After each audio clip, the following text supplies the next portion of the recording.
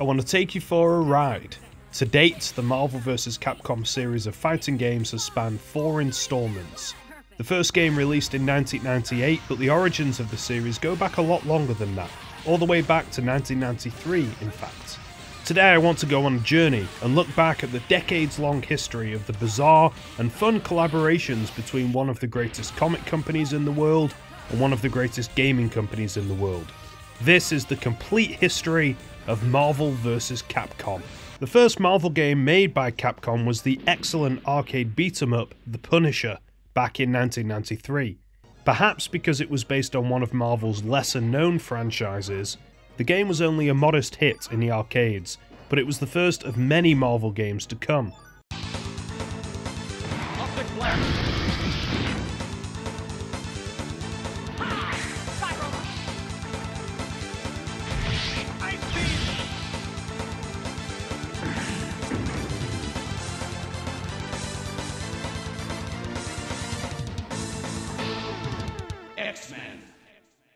A year later in 1994, X-Men Children of the Atom, Capcom's first Marvel-based fighting game, hit arcades. Released only a few years after Street Fighter II, and a contemporary of the X-Men animated series, Children of the Atom was destined for success. This game laid the foundations for the rest of the Marvel vs. Capcom series with fast-paced, frenetic gameplay, giant flashy special moves, and a stacked roster. Much to Marvel fans' delight, alongside expected folks like Wolverine and Storm, were slightly more obscure characters like the Russian super soldier Omega Red and the multi-armed Spiral. To go along with the roster was a bunch of stages based on the X-Men. The stages were lush and lavish, like the Savage Land with dinosaurs running around in the background. And rather neatly, some of the voice actors of the then popular X-Men cartoon show reprised their roles for the game. This felt like an X-Men game made by X-Men fans. Children of the Atom was a little rough around the edges, however. Some of the menus and assets looked a little out of place and ugly, and some aspects of the gameplay were a bit off, but hey, this was the progenitor, and you've got to respect it. X-Men also featured Capcom and Marvel's first crossover moment. The result of a contractual clause by Capcom to include a Street Fighter character in the game, Akuma appeared as a secret character. Hitting arcades in 1995, Marvel Super Heroes expanded the scope of the previous game, including a whole host of non-X-Men characters, in a game centered around Marvel's Infinity Gauntlet storyline. The roster once again featured a really nice mixture of big names like Spider-Man, Hulk and Captain America, with some surprisingly strange choices like the cosmic entity Shumagorath and Blackheart. Marvel Super Heroes was largely the same game as X-Men, but with a different roster and a number of noticeable improvements. For one thing, the game's presentation and art direction were a lot nicer and more consistent. Marvel Super Heroes also boasted a unique gimmick, the inclusion of the Infinity Gems, which you could wrestle your opponents for possession of. When attained, the gems gave each character slightly different powers, which added to the chaos. There's another crossover character here too. This time it's a really oddball choice in the form of Anita, an NPC from the Darkstalkers universe of games, who is awfully overpowered. At roughly the same time, Capcom also released War of the Gems on SNES, a scrolling beat-em-up game featuring 16-bit downgrades of a lot of Marvel Super Heroes' sprites. X-Men vs. Street Fighter! That brings us to the first fully fledged crossover game, released in 1996, which was X-Men vs. Street Fighter. With a mix of 8 X-Men heroes and villains, and 9 Street Fighter combatants ripped straight out of Street Fighter Alpha, this was the true beginning of the Marvel vs. Capcom series. From the opening cutscene of the game where Cyclops and Ryu iconically shake hands, this one was awesome. The characters seem like a natural fit, and the X-Men animated series inspired X-Men and Alpha-era Street Fighter art styles merged gracefully and beautifully. It felt like the menus and overall presentation of the game had also benefited from a spruce up too. From a gameplay perspective, X-Men vs Street Fighter introduced a number of ideas that would become hallmarks of the crossover series. In particular, the tag team battle system utilised in all later games. In X-Men vs Street Fighter, it was a 2-on-2 system. The tag team style system was first tried by Capcom in one particular game mode in Street Fighter Alpha and rolled out to become a core game mechanic here. X-Men's Apocalypse also appeared as the final boss of the arcade mode of the game, the first in a tradition of gigantic, screen-hogging endgame bosses. X-Men vs Street Fighter was a slow burner in American arcades at first, but eventually caught on. Over in Japan, it was a giant success from the get-go, and in 1996 it was reportedly Japan's most successful arcade cabinet, assuring us a sequel would be on its way. At home, console ports of the games received mixed reviews. The often insulted Sega Saturn generally ran Capcom fighting games closer to arcade quality than the PlayStation. Due to RAM limitations, the PlayStation port dropped the tag team component of the game altogether, ensuring the Saturn port received a much warmer reception than the disappointing PS1 port. Don't miss the most amazing tag team fighting game ever! Are you ready for a new challenger? History! Marvel Superheroes vs. Street Fighter! Marvel vs Street Fighter from 1997 is perhaps the least fondly remembered of the pre-Marvel vs Capcom games. Incredibly similar to the previous game, it did what it said on the tin, introduced a few more Marvel characters to the mix to rumble with the Street Fighter crew. Former Capcom USA community manager and fighting game advisor Seth Killian stated that one of the primary goals for Marvel Superheroes vs Street Fighter was to tone down the insanity that occurred on screen when compared to X-Men vs Street Fighter. But ultimately what it really aimed at in terms of mechanics was trying to tone down some of the insanity that we got in X-Men vs Street Fighter. So trying to avoid some of those infinite combos, trying to just sort of rein it in a little bit. And what we discovered very quickly was that's not what people like. That's not fun. So this was really an important milestone, not only as a game, but really as a lesson for the future about insanity is good, craziness is good. This is the hallmark of this series. Let's keep the focus there. Marvel vs Street Fighter did introduce the world to a new gameplay mechanic in the form of the variable assist that would play a central role in future installments, and had a sleek looking presentation that would be reused in Marvel vs Capcom. It also featured one new original character, a unique non-Marvel, non-Capcom character in the Japanese arcade and home console versions, named Norimaru, based on Japanese comedian Noritake Kinashi. Why Norimaru never made it to the West is up for dispute. Some sources claim licensing issues, while others suggest the character was removed at Marvel's behest. Not a good look, I guess, for Hulk to receive a whooping from a slightly creepy old otaku dude. Norimaru's creation was documented extensively on a Japanese television show called, bear with me, Tonoruzu no Namade Daradara Ikasete. If you want to see a sneak peek into the design process for this bizarre character, check it out on YouTube. Capcom presents Marvel vs. Capcom! And that brings us to our first official Marvel vs. Capcom game that debuted in Japanese arcades in January 1998. Marvel vs. Capcom feels like a refined, sleek and stylish game that pays homage not only to Marvel, but also to the long and storied history of Capcom this time too. The roster introduced two new Marvel characters to us, fan favourite Venom and War Machine, included due to a licensing issue regarding the use of Iron Man. The Capcom side represented the trademark quirkiness and out-of-the-box character selection that the previous games had also exhibited. Fan favourites like Ryu, Morrigan and Mega Man were joined by relative unknowns like Strider, Captain Commando and Jin. Marvel vs. Capcom didn't push the boat out too far in terms of significantly game-changing innovations, except for a change to the assist system, with each pairing of fighters being assigned a random assist character from the annals of Marvel and Capcom history. There's some really obscure and wacky choices here for assist characters. YouTuber Desk has an awesome video exploring who exactly all these characters are. Check it out in the description. Marvel vs. Capcom felt like something truly special. From its hyperactive presentation, to its glorious soundtrack, to its tried and tested chaotic gameplay, to its beautifully realised sprite art.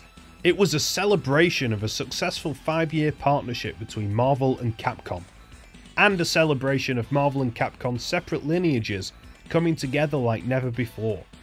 Capcom also eagerly played up the craziness of the game this time around. In an attempt to learn our lesson from Marvel Superheroes vs. Street Fighter, we tried to think of some of the craziest things that were possible. And we thought, what about having both characters on screen at the same time, and you can control them both, and they have unlimited super meter? And we're like, no, that's stupid. That's too much.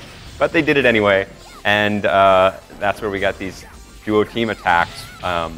And some of the most powerful teams in the game. We had like War Machine and Gold War Machine, who would shoot out the shoulder cannons and just fill the screen with so many missiles the actual game hardware would slow down. One disappointing aspect of the game, in my opinion, was its selection of secret characters, who, beyond role, consisted solely of recolors. Furthermore, the limitations of the PlayStation continued to haunt the Versus games, with the tag team element of the game once again removed from the PlayStation port, ensuring a lukewarm critical response from contemporaneous PlayStation reviewers. On the other hand, Dreamcast reviewers generally loved the game, thanks to its more faithful port. Marvel vs. Capcom 2. New Age of Heroes. Okay, this is where things got really crazy. A 2-year wait would see Marvel vs. Capcom 2 drop in the year 2000, and what a way to see in the new millennium. Marvel vs. Capcom 2 was the most explosively chaotic installment in the crossover series at that point. A hulkingly huge roster of 56 characters from the depths of Marvel and Capcom history battled it out in tag team 3 vs 3 combat. Marvel vs. Capcom 2 played like a frenetic fever dream. A true celebration of the now extensive crossover lineage, the game was something of a Super Smash Bros. Ultimate of its time, bringing back virtually every Marvel character that had ever appeared in a fighting game to do battle against a ridiculously diverse bunch of Capcom characters, including new faces like Amigo the Sentient Cactus. The huge roster and all the possible team combinations resulting from the 3-on-3 gameplay led to a game that felt like it had endless possibilities and commanded plenty of playtime to master. The game was legendary, but there's plenty of contentious elements to it too. The soundtrack opted for a smooth, breezy jazz sound throughout. Although I personally liked it, it's admittedly not the most fitting choice for a fast-paced fighting game. The game also featured 3-dimensional backgrounds for the first time, which looked cool, but they clashed with the by then somewhat outdated character sprites, and also bore no resemblance to locations from the Marvel or Capcom universes. These small bugbears aside, however, I think it's fair to say Marvel vs. Capcom 2 will go down in history as one of the fighting game genre's greats. It did indeed break a lot of ground upon its release. In many ways, it was one of the arcade industry's last big hitters before the market began to significantly dry up. It also, thanks to the innovative Sega Dreamcast, became the first Marvel vs. Capcom game to feature online play, though only in Japan. The period after Marvel vs. Capcom 2's release coincided with the rise of EVO, the annual esports event that focuses exclusively on fighting games. Marvel vs. Capcom 2 became a popular fixture of the tournament from its inception in 2002 all the way through to 2010. Part of the allure came from how utterly broken and unbalanced Marvel vs. Capcom 2 truly was, with only 4 characters, Magneto, Cable, Sentinel and Storm, being considered competitively viable picks.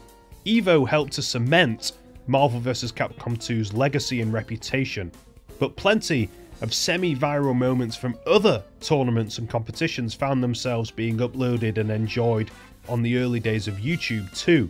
Oh, he's so Pringles. Where your curly mustache at? Oh, Scoops Häagen-Dazs. Mac fucking Nito. Curly mustache. Unfortunately, such dizzying heights would be followed by a disappointingly quiet period.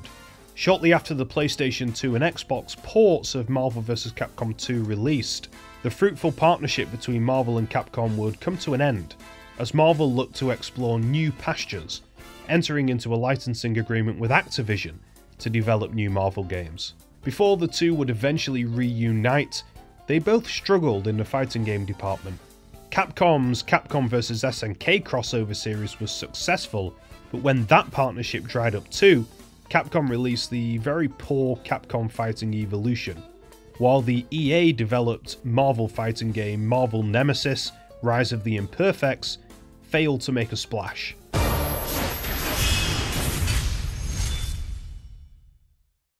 After an agonising 8-year hiatus, development on a long-awaited third game kicked off in 2008, when Capcom reacquired the Marvel license. In what proved to be a very good move, Capcom brought in Ryota Niitsuma as producer, who had worked on the successful Japan-exclusive crossover game Tatsunoko vs Capcom Ultimate All-Stars. In mid-2010, the world was treated to its first trailer of cinematic footage. We got to see Ryu duke it out with Wolverine, Morrigan take on Iron Man, and Chris Redfield grapple with the Hulk. In February 2011, Marvel vs. Capcom 3 Fate of Two Worlds finally released worldwide and would go on to be a substantial commercial and critical success. From a gameplay perspective, Marvel vs. Capcom 3 followed in the footsteps of Marvel vs. Capcom 2. It inherited the 3-on-3 tag team system and the assist mechanic, ensuring the chaotic feeling of Marvel vs. Capcom 2 remained intact. Visually though, the game introduced the Marvel vs. Capcom franchise to modern, fully realised 3D graphics, and the result was glorious. The game opted for a distinctly comic book, slightly cel-shaded art style that holds up well to this day. Everything from the character models to the menus to the stage backgrounds looked like they'd enjoyed a few layers of polish. It just looked so darn good. Once again, Capcom built a quintessentially wacky roster, consisting of a mix of known favourites and new, more obscure characters. This time around, Marvel took a more heavy-handed approach in dictating the game's roster. Capcom were informed that Venom was absolutely off-limits, for example, while Shuma Gorath and newcomer Deadpool were originally vetoed by Marvel, but eventually included on Capcom's insistence. Marvel vs. Capcom 3 would feel like a love letter to Marvel vs. Capcom fans, filled to the brim with lots of nods and references to Marvel and Capcom lore and history. Of particular note, each character had an abundance of different skins and costumes, each carefully researched to reference a particular historically relevant costume of that character. A massive step up from the palette swapping of previous games. Comic writer Frank Thierry was brought in to give the game a few doses of attitude and charm.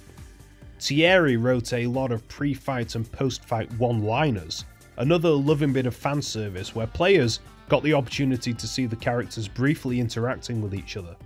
One common criticism the game received is the paltry static image endings for each character, a far cry from the exhilarating opening of the game. Also, the game's arcade mode was originally planned to have a more prominent story, an idea that was eventually dropped, though a 12-page comic book that came with the special edition gave the game the vague outline of a story at the very least. Based on the positive review scores and sales that Marvel vs. Capcom 3 attracted, it certainly seemed like it satisfied the fans' itch for a new crossover game. Capcom's original plan was to drip feed players DLC, including new characters, but in a change of plans, a second iteration of the game was released instead.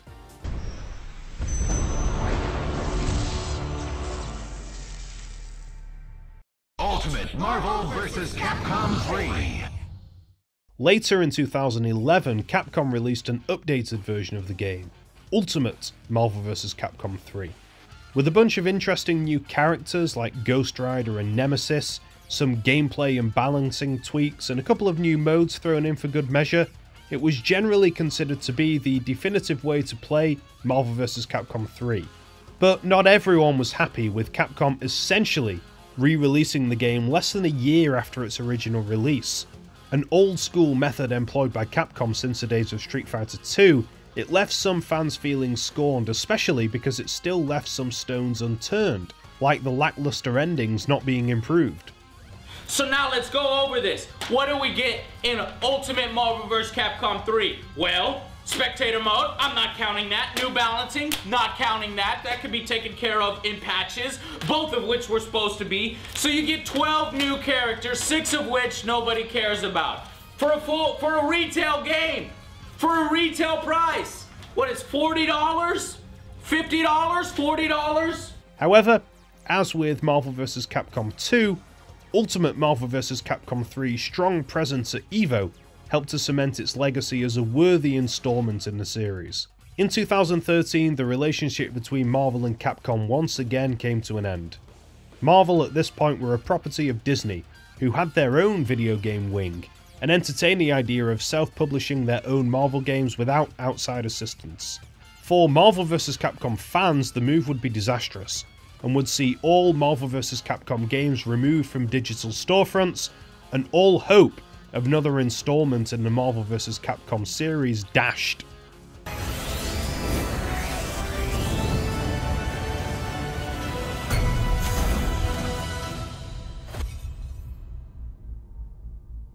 In 2016, Disney would dissolve Disney Interactive Studios, and thus the door was once again open for a rekindling of the relationship between Marvel and Capcom. Marvel vs. Capcom Infinite, the result of a renewed partnership between the two, was first shown at the PlayStation Experience back in 2016. Although the CG trailer inflamed a lot of fans' excitement, there were initial doubts about the preceding gameplay trailer. Marvel vs. Capcom Infinite officially dropped in September 2017. In an attempt to make the game more accessible, it made a few interesting mechanical choices that harken back to pre-Marvel vs. Capcom 2 games.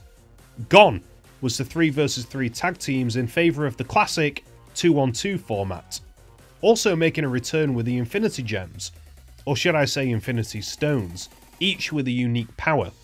Gameplay alterations aside, one thing that seemed to unanimously disappoint fans was the aesthetic the game went for. Reusing a lot of Marvel vs. Capcom 3 character models, but stripping them of the comic book charm of previous games, Marvel vs. Capcom Infinite was considered pretty ugly. That also carried over to so much other stuff. The character models you see on the character poses and the final poses and the character artwork just reflected a lot of the story mode stuff, and it just looked ugly. Characters looked worse than they did from the previous game as possible. I mean, look at Hulk. Like, Hulk is the best example. If the previous Marvel vs. Capcom games were to make them look like comics, this was to make them look like the movies. But I mean, look how insanely detailed like this skin is. Like, you can see the pores on Hulk's skin. I don't think anyone was asking for that level of detail. Thor looks odd. The visual tweaks that the characters did receive ended up making them either look too sanitized or look like ugly Rob Liefeld creations. Furthermore, there was also a large emphasis put on the game's story mode. In theory, this might have been a move to give fans who complained of Marvel vs. Capcom 3's lack of story something to chew on, but in practice, the story was considered badly written and intrusive. And somehow, Marvel vs. Capcom Infinite manages to make Dante and Chun-Li look like counterfeit action figure versions your grandmother bought you for Christmas. And then there's the story, which is filled with cringeworthy one-liners delivered almost entirely without charm. Long story, Mr. Mayor. And that's not to mention the roster. A lot of the issues boiled down to Disney acting as a guiding hand to bring the Marvel vs. Capcom franchise more in line with the Marvel Cinematic Universe. The roster in particular suffered because of this. Any non-Marvel Cinematic Universe franchises like the X-Men or Fantastic Four had no representation in the game, a massive flub considering Wolverine had been the definitive flagship character of the series. The likes of Doctor Doom, Magneto and Deadpool were replaced with Marvel Cinematic Universe adjacent characters like Captain Marvel, Gamora and the Winter Soldier. It was a trade-off that fans weren't happy about.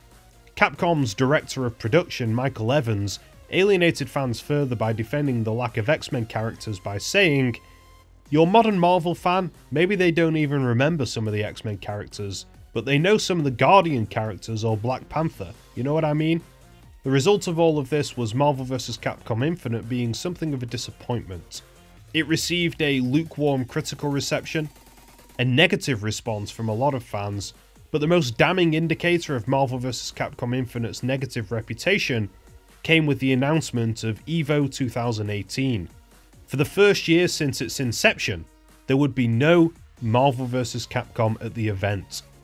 The Marvel vs. Capcom franchise had been usurped by Dragon Ball FighterZ, which delivered fans a fanservice-laden 3-on-3 fighting game in the spirit of Marvel vs. Capcom 2 and 3. In theory, Marvel vs. Capcom Infinite should have been a no-brainer. Fans have a huge appetite for crossover games, as Super Smash Bros. Ultimate proves, but Marvel vs. Capcom Infinite had both a limited scope, thanks to Disney's interference, and a purportedly extremely limited budget that amounted to less than a single season of Street Fighter V DLC. And that brings us to 2020. This year, an unverified rumour hit the internet suggesting that Marvel vs. Capcom 4 is in the works. If it is, I hope it brings the series back to its former glory and doesn't skimp on the roster. Do you expect to see another installment to the series? Who would be your dream picks for the potential roster? Let me know in the comments below. What about Killmonger? He wants to see Marvel vs. Capcom 2 back on digital storefronts, and so do I. And that brings this complete history video to a close. Here's a couple more complete history retrospectives I've done if you want to check them out. If you enjoyed, please consider giving the video a like and subscribing for more in the future. And thanks for watching.